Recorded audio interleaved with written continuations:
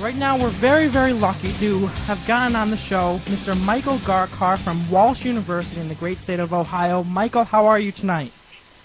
I'm great, Jason. Hey, thanks for having me on the program. Really appreciate it. Absolutely. Thank you very much for taking time to be with us tonight. So I want you to, first I want you to introduce yourself to my audience and kind of tell your background with politics and kind of what you do and what you've been doing. Yeah, certainly. I like you said previously, I go to Walsh University, which is in Northeast Ohio. I'll be a senior coming up this year, and I really got introduced to politics my freshman year through the college Republicans. Kind of joined, not knowing what to expect, and really after a couple of meetings, kind of jumped head first into it. And have been volunteering for campaigns for the last 3 years, and this past year, I served as the president of the college, Walsh University College Republicans, and I actually was just elected onto the state of Ohio State Board for College Republicans, serving as a regional field rep to help bridge the gap between our administration down in Columbus and to the field offices. So really, our goal coming up this year, moving into 2014, we have a big governor's race. Governor John Kasich will be running for re-election. And our goal is to really get as many college students as possible to get excited about the conservative cause and to get them to vote when it's time to vote. So that's what we'll be doing for the next probably 12 to 24 months or so. Yeah, I mean, the reason I started my network, Junior Factor Nation, the reason I'm on here on radio every Monday and Thursday night is because I want to reach my generation. I want to reach college students and pass the conservative message on to them. I want to ask you, and it seems like you're very, very involved and passionate about doing that same thing. What strategies, what way do you think is the best way to go about getting the youth on board with conservatism? Well, I think first you have to look at what the Republican Party has done so bad, and really that's talking the language of the millennial generation, so to speak. And really, when you look at how they approach this generation, especially what I've seen, especially in the past, you see that candidates are not really reaching out to the millennial generation specifically. They're reaching out to the whole electorate.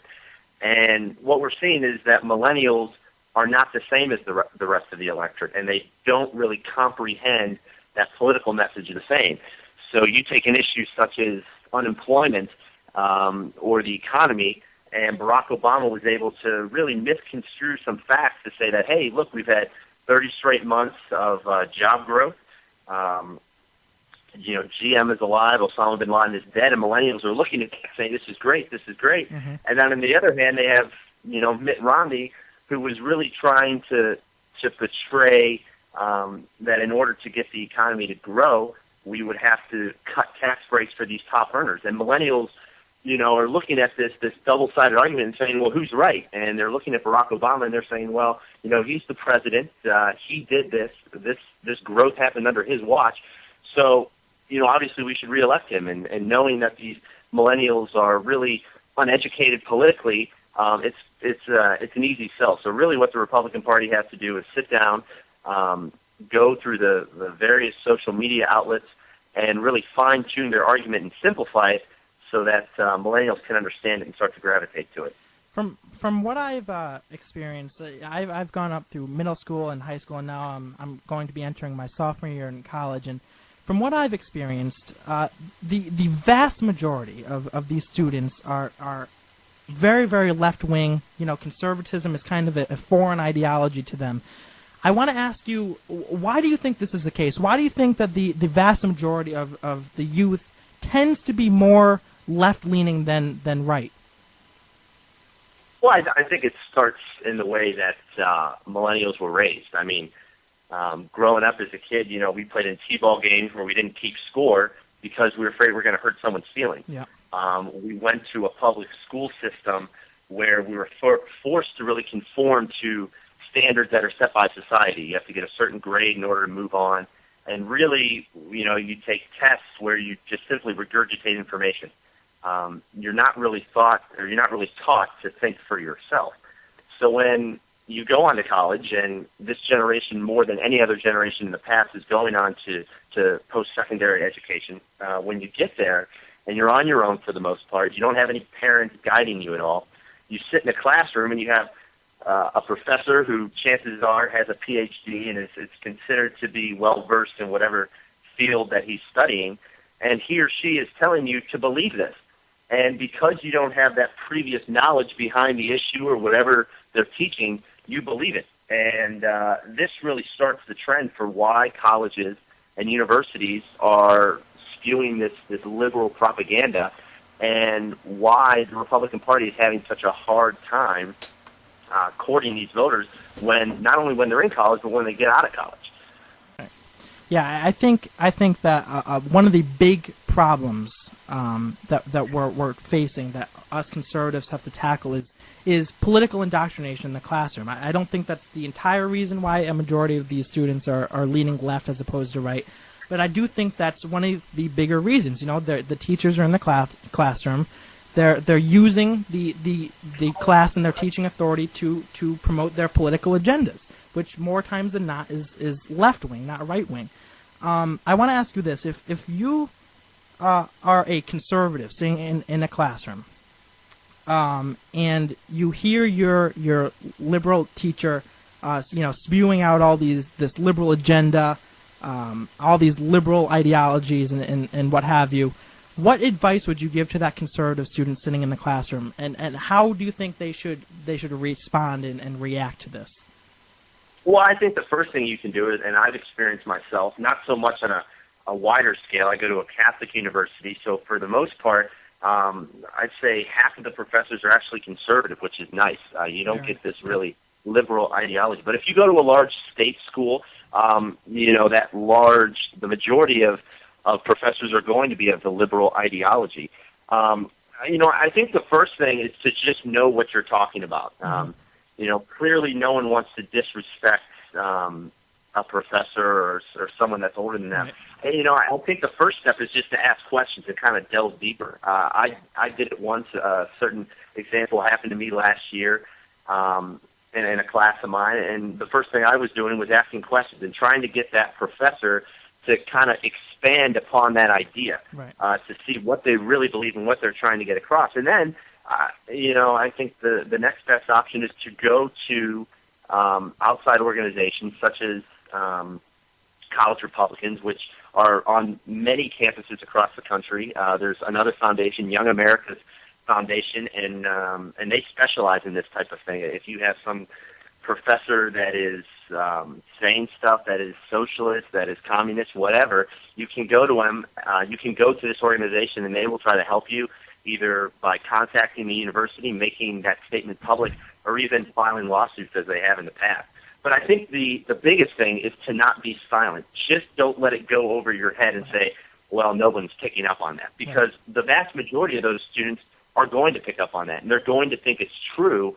And then when it comes time for elections, down the road, they're going to say, well, this gentleman with a PhD is saying this, and this political candidate says or coincides with that message, so they must be right. So they're going to associate that I should vote for that candidate. Whereas the conservative message, chances are it's going to be completely opposite of what that professor was saying. Right. So the whole point of a university is to bring separate ideas coming together and to discuss them in an open forum. And I think if a professor doesn't want to hear that other side of the argument, that there's a major problem with that, and that that student or that organization needs to bring light to that fact. Absolutely. Now, are you familiar, Michael, with campusreform.org? Because they do a lot of the same thing that you're talking about, targeting political indoctrination in the classroom. And, students can report to them if they have any instances of left-wing political indoctrination. It's a great website. I don't know if you've ever heard of it, Campus Reform. Yes, no, I've heard of it briefly. I haven't been not too well versed into it, but it's one of the many outlets that students can go to. Right. Yeah, they do a great job, and the Leadership Institute too. Their whole organization is nonprofit, and it specifically, tries to teach college students how to organize and spread conservatism on campuses. So, they do a great job. But Michael, I want to ask you this. I was watching a clip from the O'Reilly Factor on Fox News the other day, and they were talking about how the Republican Party can get the youth vote. And they had these two ladies on who conducted this study, and what they found in their study was that the majority of the youth admitted that the economy was bad, that the economy wasn't really recovering as fast as it should be, but they still liked Obama because they said, quote, he's trying, and they still voted for Obama because he's trying. What is your response to this? I think that's pretty humorous. I think really what it came down to is the fact that the Obama campaign, and you see this if you study campaigns in the past, you see that whatever candidate is able to define their opponent first is usually the candidate that wins. And you saw very early on that the Mitt Romney campaign tried to portray Obama and his economy really as this socialist, big government, it's going to fail type of campaign. This really negative, down and dirty campaign, which personally I think he had to do. And then you saw Obama really, instead of just attacking the conservative ideology, he really just attacked Mitt Romney, saying, well, look at Bain Capital, and he's out of touch because so many of his businesses went bankrupt and he became rich. So I think really it became larger in scope than Obama was trying. I think it came down to the fact that Mitt Romney was just unrelatable to the millennials. And now, not even that. You can take, Ross Perot was one of, the oldest gentleman, one of the richest gentlemen to ever run for president. And yet, he related to millennials and average Americans. It was the fact that Mitt Romney really, in my opinion, didn't try to court millennial voters. You had Barack Obama, who at campaign rallies would meet backstage either before or after the campaign rally with college Democrat leaders and other young Americans who believed in his cause to try to invigorate them to, step up their volunteer efforts.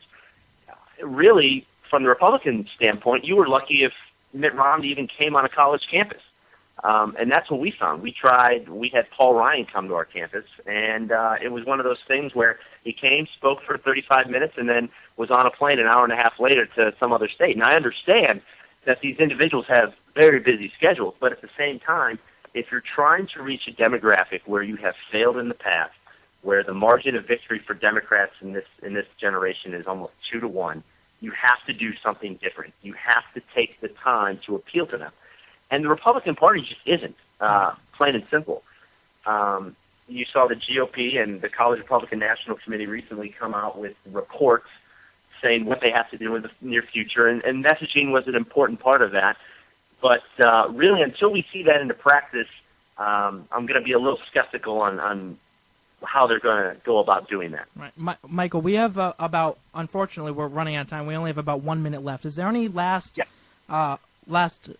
words that you want to say to my audience, any last advice that you maybe want to give to college students or anything like that? Yeah, I think the biggest thing is to become involved in politics, to volunteer in politics. There's plenty of opportunities, whether you're in college, whether you're out of college, the Young Republicans clubs. We need young people in politics because when other older individuals see young Americans becoming passionate about politics, especially when so many of them aren't, it inspires them. And hopefully, if more young people become involved in politics, especially at the college level, we can start to turn this demographic from a Democratic majority to a Republican majority. That would be very nice. Michael, I want to thank you very much for joining me on the program. It was fascinating talking to you, and if you ever want to come back on this program, you're always welcome. Certainly, Jason. I appreciate the opportunity. All right, Michael. Good talking to you, my friend. See ya. We'll see you. Folks, he's absolutely right. The Republicans, we need to appeal to the youth. I mean, that's it. No, again, that study that was done, that I saw in the O'Reilly Factor the other day, the majority of the liberal youth voted for Obama because they thought he was trying. They acknowledged the fact that the economy still sucks, but they voted for him anyway because he's trying. Mitt Romney just didn't appeal to the youth vote. He didn't appeal to the youth as effectively as Obama did. We need to change our strategy with that respects. And I'm not, you know how I feel about sacrificing values. I'm completely against that, but we need to go after the youth and get them involved, and like Michael said, hopefully switch from a Democratic majority to a Republican majority. That's what needs to happen. Factor Talk Radio.